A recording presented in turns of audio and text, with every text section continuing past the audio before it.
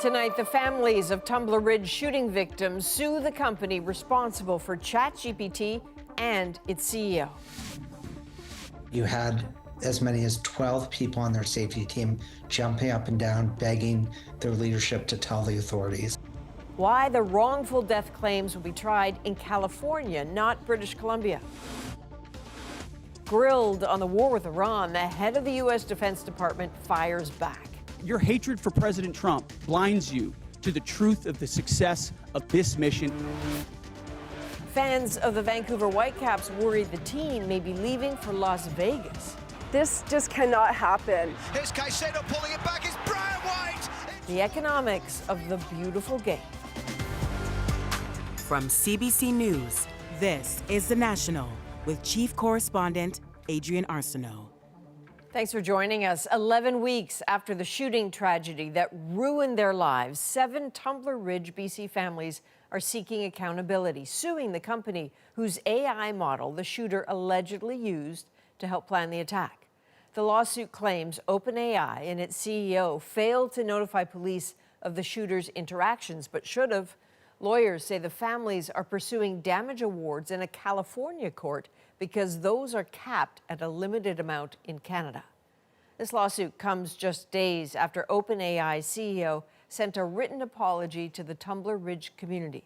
Caroline Bargout shows us how little that meant to some. OpenAI is facing 7 lawsuits. The families of the Tumbler Ridge, BC mass shooting are taking the company to court, alleging the shooter used ChatGPT to plan the attack. The discussions were so alarming that you had as many as 12 people on their safety team jumping up and down, begging their leadership to tell the authorities, and they made a decision not to do that. On February 10th, 18-year-old Jesse Van Rootselaar killed 2 people in a home in the remote BC community before opening fire at Tumbler Ridge Secondary School. 5 children and an educator were killed. 2 kids were severely hurt. Van Rootselaar died of a self-inflicted injury. Some of the families are seeking accountability from the company and its CEO. The California lawsuit claims OpenAI used to have safeguards in place to refuse to engage in violent conversations, and that those were removed in May 2024 because refusals were suppressing user engagement. It claims ChatGPT was reprogrammed to participate in almost any conversation a user brings to it, no matter how dangerous. In a statement, OpenAI says it has a zero-tolerance policy for using our tools to assist in committing violence, and it has already strengthened safeguards, including how it assesses and escalates potential threats of violence. 12-year-old Maya Gabala remains in hospital. The lawsuit claims that if she survives, she will have catastrophic brain injuries and permanent disabilities. Compensation is the only thing that a civil court could ever get these families. And so to hold a company like OpenAI accountable in an amount that's actually going to get their attention, that's why they've selected California as the place to litigate. OpenAI CEO Sam Altman sent a written apology to the families last Friday.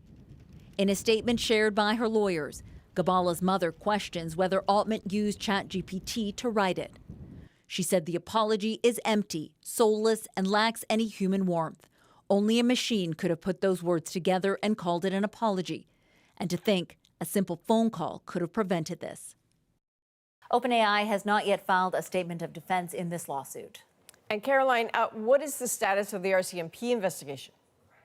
Well, the RCMP says it is close to wrapping up the investigation into the shooting. Now, once that is done, a coroner's inquest will be held to look into what happened, including what role ChatGPT may have played, as well as how the shooter obtained the guns and any previous involvement with law enforcement and mental health services.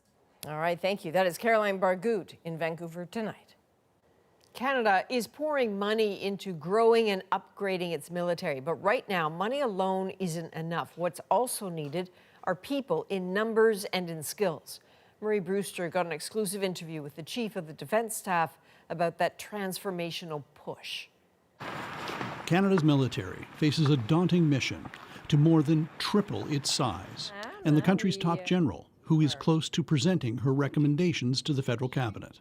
In the next month or so, we will be able to present various options, and the discussion is going very well. Recruitment to the armed forces is the highest it's been since 3 decades plus. A lot of interest from the highest political office. We're going to continue to grow the military and grow the military reserves. I'm encouraged by what's happened over the course of the last year.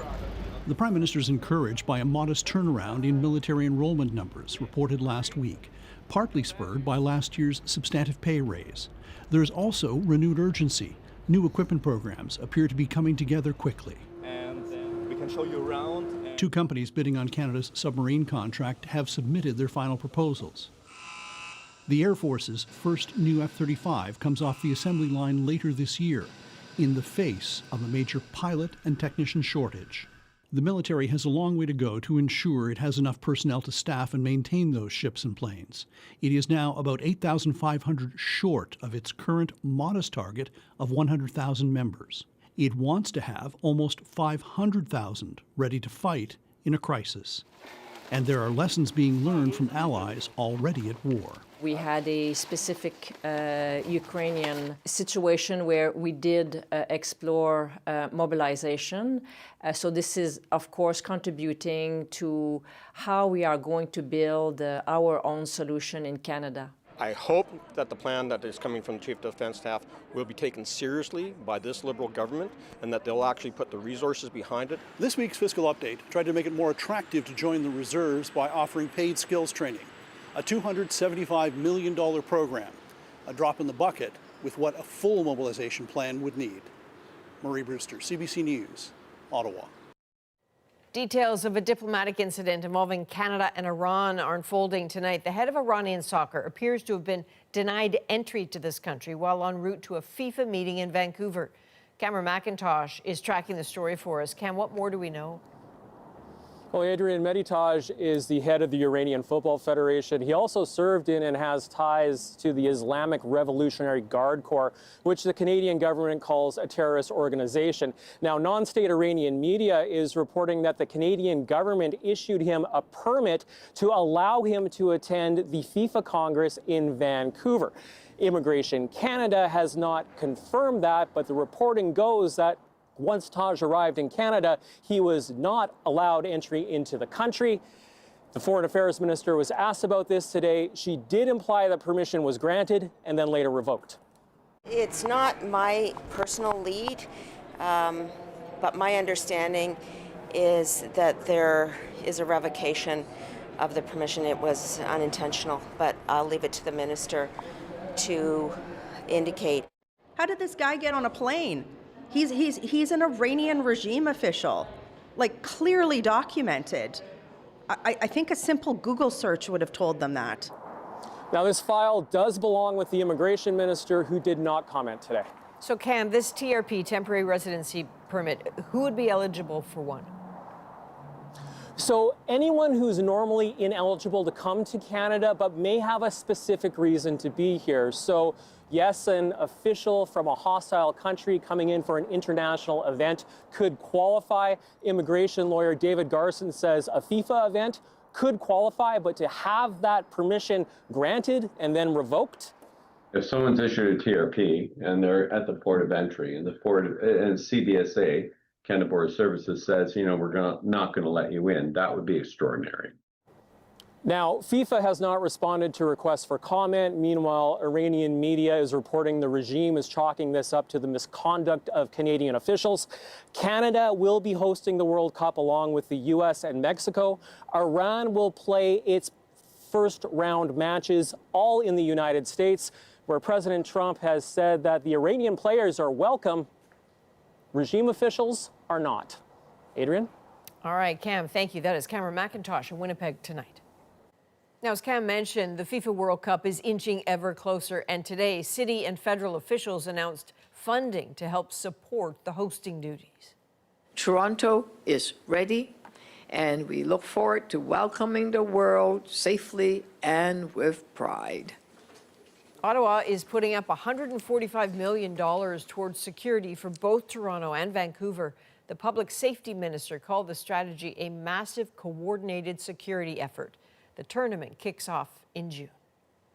Well, facing a grilling from the U.S. Congress on the unresolved war against Iran, the U.S. Defense Secretary went on the offensive. Katie Simpson shows us Pete Hegseth's attack against lawmakers. Questions about the U.S. war in Iran met with anger, defiance, and insults. How dare you pretty much sums up the tone of the U.S. Defense Secretary. The biggest challenge, the biggest adversary we face at this point are the reckless, feckless, and defeatist words of congressional Democrats and some Republicans. In the first congressional hearing since the war began, Pete Hegseth was grilled about U.S. objectives, achievements, and the Trump administration's exit strategy. The president has got himself and America stuck in the quagmire of another war in the Middle East. And you call it a quagmire, handing propaganda to our enemies? Shame on you for that statement. Who are you cheering for here? Who are you pulling for? Your hatred for President Trump blinds you to the truth of the success of this mission. Pentagon officials revealed they've spent $25 billion so far, mostly on munitions, with no limits outlined on how much the U.S. is willing to spend. Sure, and the question I would ask this committee is, what is it worth to ensure that Iran never gets a nuclear weapon, considering the radical ambitions of that regime? 2 months into the war, the Strait of Hormuz remains closed by dueling blockades despite a ceasefire. Donald Trump says the U.S. is in contact by phone with the Iranian regime, but there are no in-person peace talks planned, insisting Iran give up its nuclear ambitions. They've come a long way. The question is whether or not they're going to go far enough. Trump continues to threaten Iran on social media with posts like this, which he published at 4 a.m. Back at the hearing, Trump's online activities led to pointed questions. Do you believe that the president is mentally stable enough to be the commander-in-chief? Did you ask the same question of Joe Biden for 4 years? And I won't even engage with the level of disparagement that you're putting on the commander-in-chief, who indeed is, meeting Mr. Secretary, every single day. Mr. Secretary, Biden is not the president. He's the sharpest, most insightful commander-in-chief we've had in generations. The Hegseth appearance was very much in line with other Trump cabinet secretaries, full of personal attacks and highly partisan, a performance to impress the president. And Katie, Trump revealed today that he discussed the Iran war with Vladimir Putin. Yeah, he had a phone call today with the Russian president. Iran and the war in Ukraine came up. Trump was asked which conflict he thinks will end first, and mused they're maybe on the same timetable. All right, that is Katie Simpson in D.C.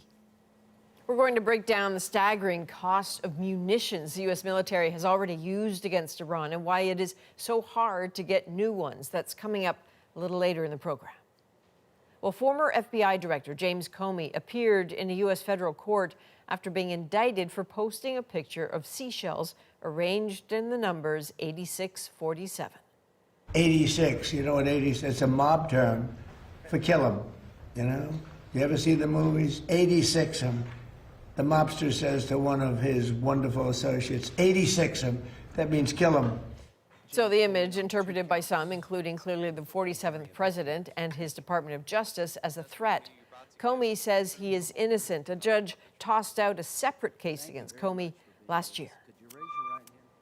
Well, King Charles and Queen Camilla laid flowers at the 9/11 memorial in New York on the third day of their U.S. state visit. The king then toured a farming program for youth before attending a business reception, while the Queen visited the New York Public Library. Both then attended a gala at Christie's auction house for Charles's charity, the King's Trust. And police in the UK are investigating what they call an act of terrorism after 2 Jewish men were stabbed in broad daylight. Briar Stewart breaks down what we know about the attacks and the concerns about rising anti-Semitism. It was the latest attack in a North London neighborhood already on edge. We are angry, we are terrified. Police say this was terrorism. A man wielding a knife was chasing an Orthodox Jewish man near a synagogue before stabbing him. Then on a busy street, he stabbed another Jewish man in his 70s. Both victims were taken to hospital and are in stable condition.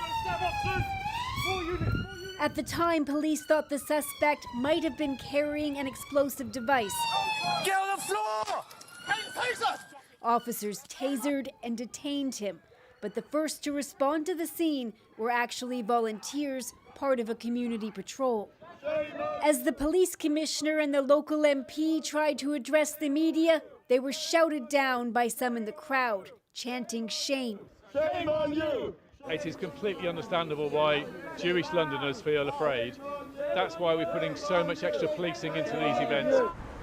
Many are angry because this is just the latest incident. In recent weeks, a synagogue, businesses, and even a Jewish charity has been targeted.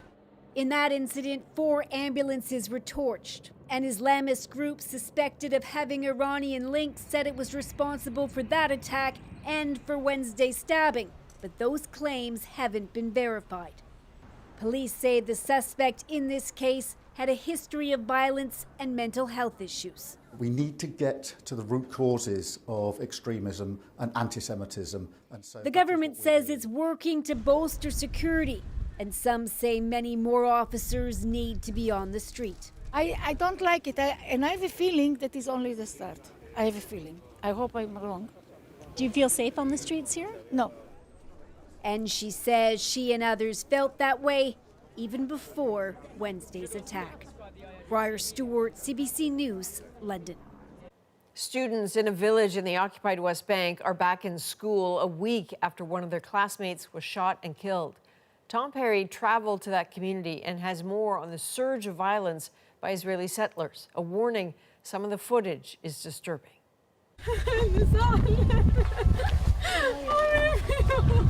A mother consumed by grief. Nida Al-Nassan making her way to the spot where her 14-year-old son was shot and killed. Aus Al-Nassan was struck by a bullet outside his school in the occupied West Bank village of Al-Murayir. A 32-year-old man was also killed. Video from the day shows students running to their fallen classmate and a figure dressed in military fatigues firing on the school. A week later, some students are back, but their parents are still fearful. Saad Na'asan is taking special precautions with his 2 boys. Before, my kids could walk to school, he says. Now, I put them in the car. I bring them here and then sit waiting for them to finish so I can take them home. Attacks on Palestinians by Israeli settlers have intensified in recent months. Human rights groups and the United Nations say these attacks are often ignored, enabled, or encouraged by Israeli security forces, that settlers routinely go unpunished and act with a sense of impunity. The bullet hole right here? Yeah, that's a bullet hole. In this case, witnesses say, rather than pursuing the attackers, soldiers fired tear gas at the school. 17-year-old Omar Nassan was there. He's nervous about showing his face, but he knew both victims and is a distant relative of the 14-year-old who died. He's not the first friend I lose, so I already accepted that I'm gonna be next. So it's not really much of a life. The Israel Defense Forces say its soldiers were dispatched following reports of rocks being thrown at a vehicle carrying civilians, including a reserve soldier who opened fire on what the military calls suspects. The IDF says the reservist has been dismissed from his duties and his weapon confiscated. Asked whether anyone could face charges, the IDF says the matter is under review by military police. Tom Perry, CBC News, Al-Murayir in the occupied West Bank. Canada has approved a generic version of the popular diabetes and weight loss drug Ozempic. It means more choice for patients, especially those that have to pay out of pocket. How it could expand access to the drug next. Plus, is Vancouver in danger of losing its men's professional soccer club? Imagine your team, their owners suddenly plucking up their team and going to the United States. The uncertain future of the Whitecaps.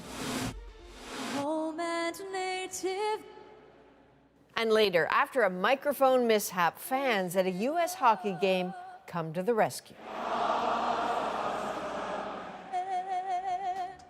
Oh, Canada, get some cross-border love. We're back in 2.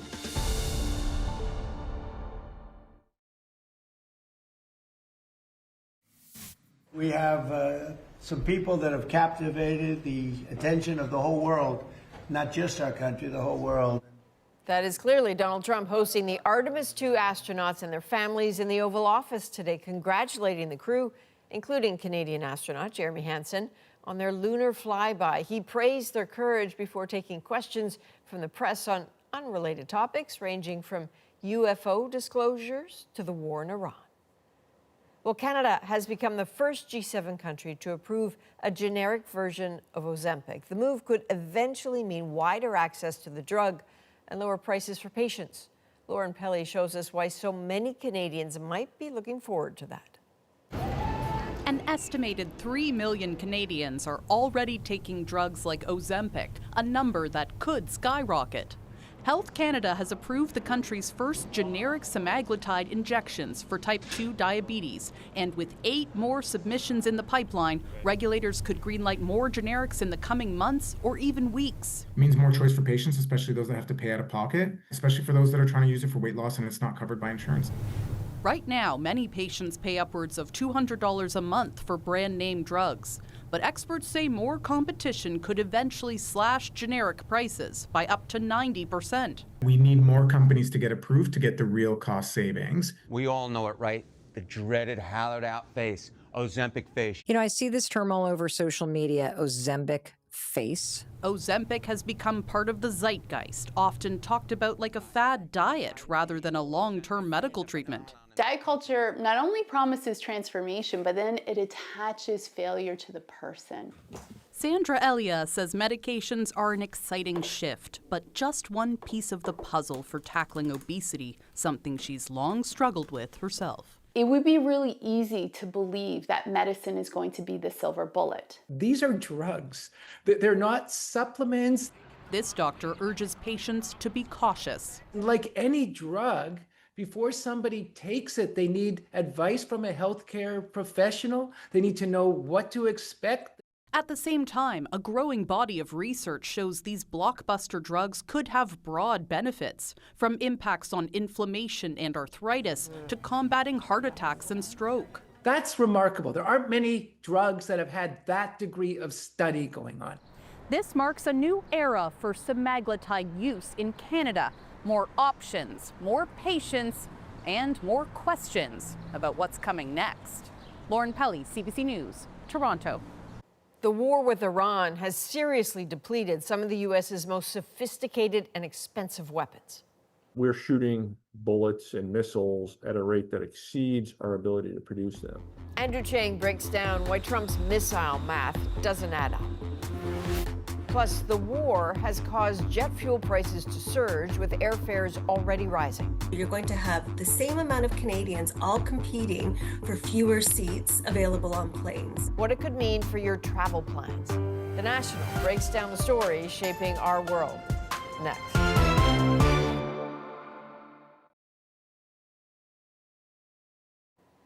With the FIFA World Cup just around the corner for this country, one of Canada's professional soccer teams may be leaving. The Vancouver Whitecaps could reportedly relocate to Las Vegas. Yasmin Renea shows us why and the passionate fans trying to stop that move.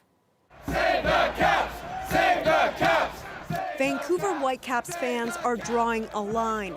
Their team is not going anywhere. We want to see them stay here in Vancouver. I can't see Vancouver without the Whitecaps. A report in The Athletic, a U.S. sports publication, says Major League Soccer owners are considering moving the team, possibly to Las Vegas. Since 2024, the Whitecaps have been up for sale. They're reporting a multi-million-dollar revenue shortfall, and their lease at BC Place Stadium expires at the end of the season. This just cannot happen. Soccer Hall of Famer Carey Serwetnik says losing the Whitecaps would be devastating. Imagine your team, Montreal Canadiens, the Toronto Blue Jays, the Oilers, their owners suddenly plucking up their team and going to the United States. And Thomas Muller with a picture-perfect header. With German legend Thomas Muller in the lineup, the Whitecaps are worth about $445 million US, according to Forbes, and MLS leadership could make millions more from a relocation fee. The Whitecaps have shown absolutely no interest in taking over BC Place.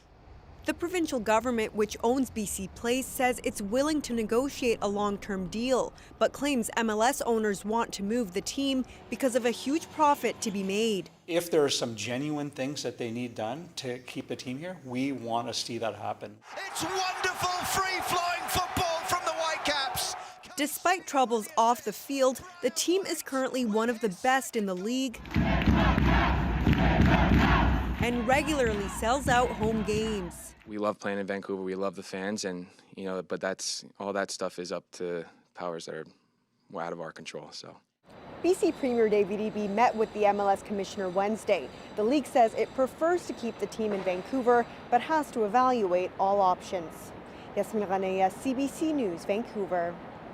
Now, let's take a deeper look at the war on Iran, the impact on U.S. military might, and the impact on you. Strategic advice for your summer vacation plans. You are already paying for jet fuel shortages. That could potentially increase. But first, we fact-checked Donald Trump's math on missiles. We have the greatest military in the world, and I built much of it during my first term. When he boasts of unlimited firepower, it just doesn't add up. The replacement timeline makes experts nervous. Do other U.S. enemies see a weakness to exploit? Andrew Chang, host of About That, crunches the numbers on the billions worth of weaponry already fired and what it will take to rearm. When Donald Trump boasted just a few days into the war on Iran that the U.S. stockpile of certain munitions was virtually unlimited and saying wars can be fought forever, he was wrong on at least one level. CNN has learned that the U.S. military has significantly depleted its stockpile of key missiles during the war with Iran. If we're talking about the relatively cheap stuff, $100,000 bombs you could drop out of a plane, then sure, the U.S. has and can make lots of those. But if you're talking about these, as in the expensive precision munitions that cost millions of dollars a shot because they can hit things thousands of kilometers away, then no, wars cannot be fought forever. The U.S. burned through $5 billion worth of such munitions in just the first 2 days of the war. And the latest estimate, nearly half of the American stockpile of Patriot missile interceptors is gone after just the first month and a half of fighting.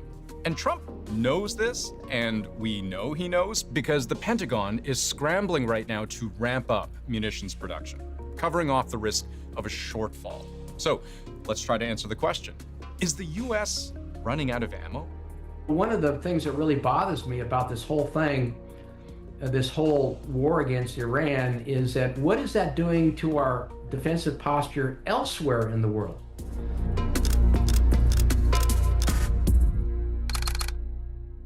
Now, crucial in all of this is understanding that the U.S. doesn't fight wars the way most other countries do.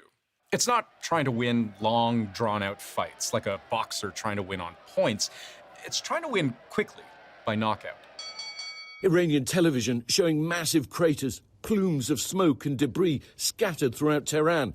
We're winning decisively with brutal efficiency, total air dominance, and an unbreakable will to accomplish the president's objectives.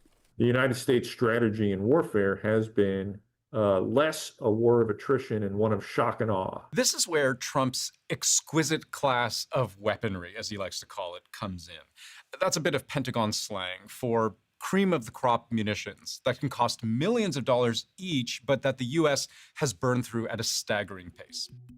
This is a Tomahawk missile designed for long range, slow, stealthy, flies low to avoid enemy radar. The cost of just one of these, about $2.6 million. Before the start of the war on Iran, the U.S. was estimated to have about 3,100 of them. That's about $8 billion in Tomahawk missiles. But in the first 6 or so weeks of the war, the U.S. is now estimated to have launched at least 1,000 of them. That's $2.6 billion of just this one type of munition. And there are others.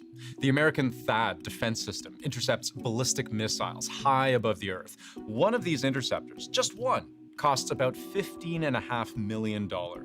Pre-war stock, about 360, ready to fire, at a total value of just over $5.5 billion. But so far, in the war in Iran, the latest estimate figures the U.S. has launched somewhere between 190 and 290 of them. That's between $3 and $4.5 billion worth of THAAD interceptors. Patriot missiles, a highly effective component of an advanced missile shield, but each shot is nearly $4 million US. Pre-war, the US is estimated to have had more than 2,000 of them, worth almost $10 billion. But over the first month and a half of the war, figure they've fired about half of that supply. Over those first 6 weeks, the Center for Strategic and International Studies estimates the US has fired around a quarter of these missiles you shoot from planes, up to 60% of its various missiles fired from ships, and up to 80% of its long-range precision missiles fired from the ground. Now, exact weapons inventories are classified information. So when a think tank like CSIS makes estimates about how many of any given weapon the US has left, they are basing it on public information. Government announcements, procurement budgets, manufacturer statements, media reports. But even their conservative estimates represent serious expenditures. That war has consume large amounts of the precision munitions that the United States relies on. We're shooting bullets and missiles at a rate that exceeds our ability to produce them. And it's that last part, our ability to produce them, the replacement timeline of these precision munitions, that makes experts nervous. Here are CSIS estimates for how long it could take to replace the weapons we've talked about. To make 79 Tomahawk missiles, which is average annual production over the last 5 years. But remember, these are also the ones the US just fired more than 800 of. To make 79, it took about 35 months, almost 3 years, just to get the very first replacement deliveries. Getting the full lot of 79, another year, for a grand total of just under 4 years. And you can read this chart the same way up and down, these two columns. Here's how many missiles of each type the US has typically ordered each year until now, versus how long it actually takes to receive them all. You can see, it turns out to be roughly 4 to 5 years in each case. This is a problem. Question is, can the Trump administration fix it?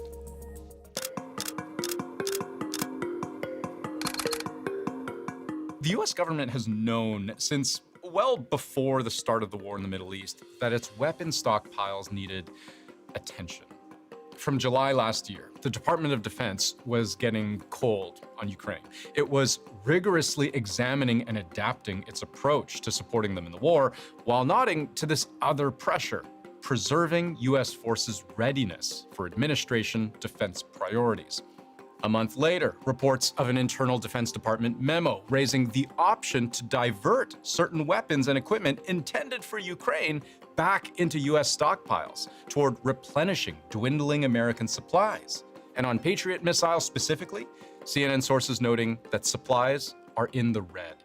The Trump administration made a lot of noise about reducing US support for the war in Ukraine long before the start of the war with Iran.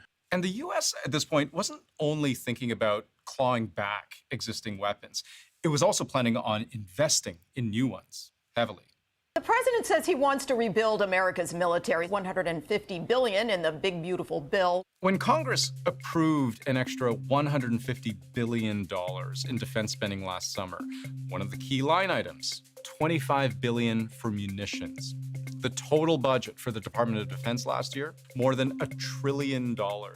In this coming fiscal, the budget proposal is even higher. Total defense spending, $1.5 trillion, with a huge chunk of that, $350 billion, earmarked for munitions. We're asking for a lot of reasons beyond even what we're talking about in Iran, munitions in particular. At the high end, we have a lot, but we're preserving it. It's a small price to pay to make sure that we stay tippy-top. So, is it a small price? I don't know. But it's certainly not a small operation, because when you're a battalion commander and you need to rearm your Patriot launchers, you don't just go to the missile store and sweep a bunch of interceptors into your shopping cart and go to the self-checkout. You need to actually help the missile store manufacture these things, building out and expanding production lines, establishing supply chains. And that is exactly what the Pentagon is doing. It's just reached framework agreements with BAE Systems, Lockheed, and Honeywell to put the US military on a wartime footing. So the same company that makes these GPS satellites will pump out supersonic ballistic precision strike missiles. The company that makes drive systems for these electric buses will quadruple production of these $15 million THAAD interceptors. And the company that makes these thermostats, they'll surge production of the steering actuators that make missiles work. It is a major effort to shore up a shortfall. There's just one problem.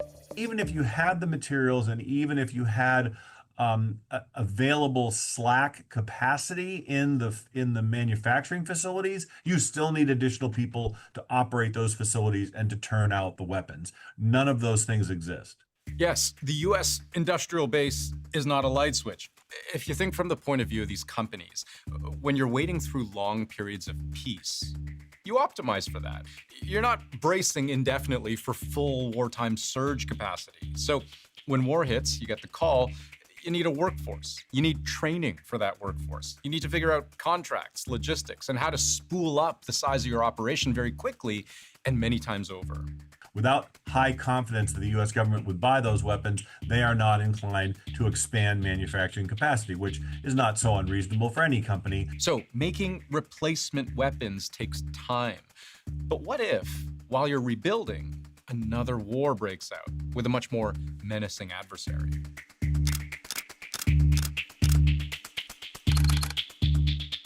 The worry right now, 2 months into the war in Iran, the U.S. stockpile of high-end precision weapons reduced by more than half in many cases, is that even before the start of the war, the U.S. wasn't ready for a fair fight with a peer competitor, like, say, China. A couple of years ago, CSIS ran a war game simulation. The US, Taiwan, and Japan versus China. Its findings? In 3 to 7 days, the US would run out of long-range anti-ship missiles. In a month, it'd be out of its long-range air-to-surface missiles. Another deep analysis, this one by the Heritage Foundation think tank, found the same kind of war would impose on the US 2 distinct phases of operation failure, with an initial stock depletion in the first 25 days, followed by a protracted collapse through day 120. And I'll just read you this whole section right here. This cascading failure means US forces will almost certainly be forced to enter the main phase of combat around day 30 in a logistically degraded state, ultimately leading to systemic operational failure as platform losses, fuel bottlenecks, and munitions demand converge. The concern is a conflict with China because that would use up missiles, both the ground attack and the air and missile defense, at a much greater rate that we're seeing in the Middle East. It's not going to run out of munitions completely, but it's going to run out of what you might call preferred munitions. The point of all this being, not that the US is in danger of running out of weapons against Iran.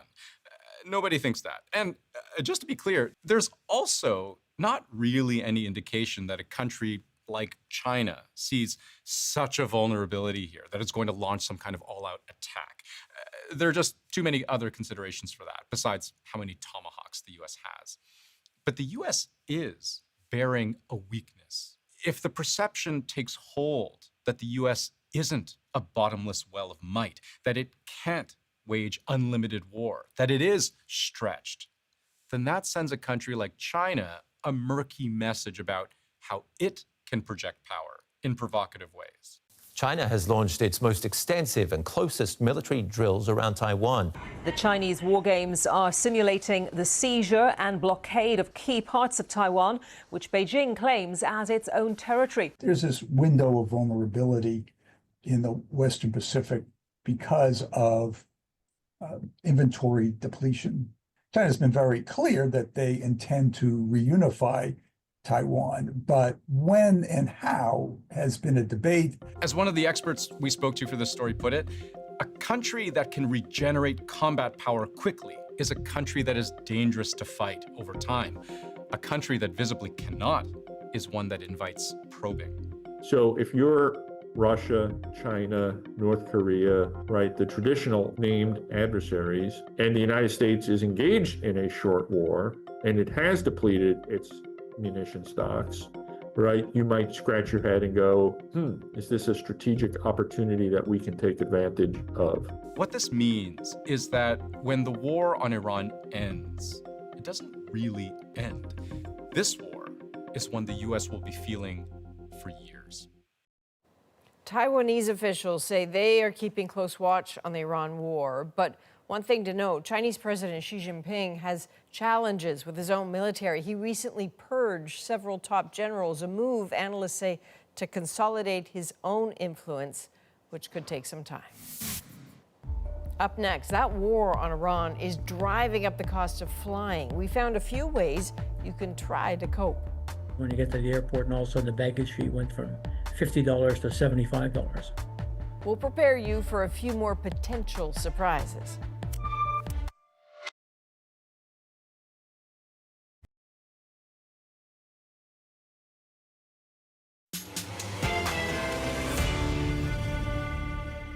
How rising fuel costs could threaten your summer vacation plans. You're going to have the same amount of Canadians all competing for fewer seats. Some flights you've booked could even be canceled.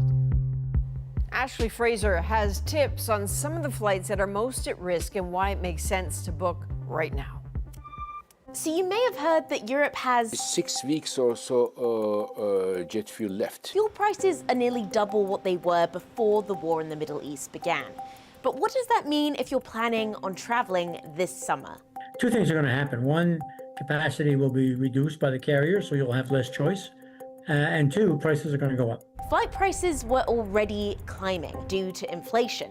But now many airlines are adding fuel surcharges or upping costs of base fares even more. We've already seen jet fuel surcharges anywhere between $25 to $60 that could potentially increase. Plus, there's a lack of fuel supply due to the blockage in the Strait of Hormuz. So could your flight get cancelled because there's actually no more fuel? Well, in Canada, 85% of aviation fuel is produced by Canadian refineries, so we don't have the same fuel supply issue as carriers in Europe or Asia. But Canadian airlines are still reducing flights if the route is not profitable enough. More and more flights are going to be looked at under a lens and potentially canceled as a result of these high costs of fuel remaining in the marketplace. You're going to have the same amount of Canadians all competing for fewer seats available on planes, which dynamically prices will increase. And if you are traveling within Europe, certain countries are already rationing fuel, but long-haul flights to Europe are less likely to be affected. They'll put together a plan that says the short-haul flights will be first to go, be the ones that will be canceled. So if you're country hopping in Europe, the odds are you better be looking at a backup on a train service. And if you've already booked your flight, could the price still go up in some way? Not on the ticket itself, but this aviation expert says if you plan on adding on a checked bag or paying for seat selection, pay for it up front so that you don't get any surprises when you get to the airport and all of a sudden the baggage fee went from $50 to $75. So should you book a flight right now instead of waiting it out? In short, yes. The odds of these fares coming back down as a result of a potential drop in prices of fuel, the odds are pretty slim. Regardless if the Strait of Hormuz opens this week or not, airfare prices will rise. And that is also because inflation is increasing. Now, some European airlines are dropping prices to sell tickets. They can do that because they tend to buy fuel well in advance compared to North American carriers. So they are still flying at pre-war costs, at least for now. Coming up, thousands of U.S. hockey fans belt out the Canadian anthem. It's just such an amazing moment of unity.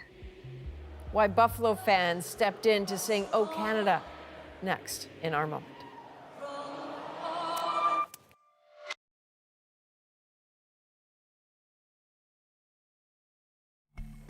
You are looking right there at some good neighbors. These are Buffalo Sabres fans at Tuesday night's playoff game against the Boston Bruins, doing something maybe unexpected. They are belting out the Canadian anthem. So when the anthem singer's microphone cut out, thousands of those fans in Buffalo joined in to help finish "O Canada." How the crowd stepped up makes our moment. Our home and native.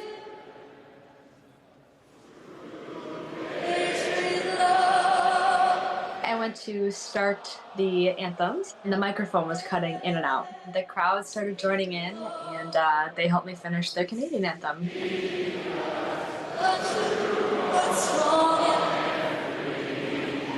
was just such an amazing moment of unity. We're really close to the border. You make one wrong turn, you're going to be, in Canada. The Sabres have been singing both anthems to kind of pay respects, and also it's a nice nod to hockey. We do it every game, no matter who we're playing.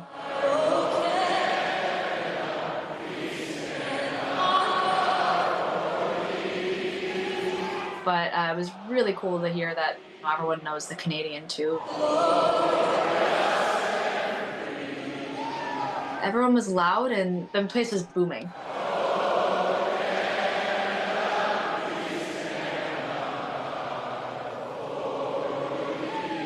Music is a universal language, and I think in that moment we were all just together. It was definitely a unifying moment for both countries.